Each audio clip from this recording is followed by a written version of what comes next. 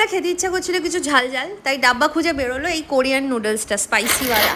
কয়েকদিন আগে এটা আমি বিগ বাস্কেট থেকে অর্ডার করেছিলাম, কারণ আমার হঠাৎই ভেমরতি হয়েছিল যে আমি একটুখানি কোরিয়ান স্পাইসিওয়ালা নুডলস খাবো। তো ওখানে যেরকম ইনস্ট্রাকশন ছিল সেই ইনস্ট্রাকশন ওয়াইজ ফলো করে আমি এটা বানিয়ে ফেললাম। প্রথমে বয়েল করে জলটাকে পুরো ছেঁকে নিলাম, আর এর ক্ষেত্রে লাস্টে ওই অয়েলটা, চিলি অয়েলটা আর মশলাটা মিক্স করতে হতো।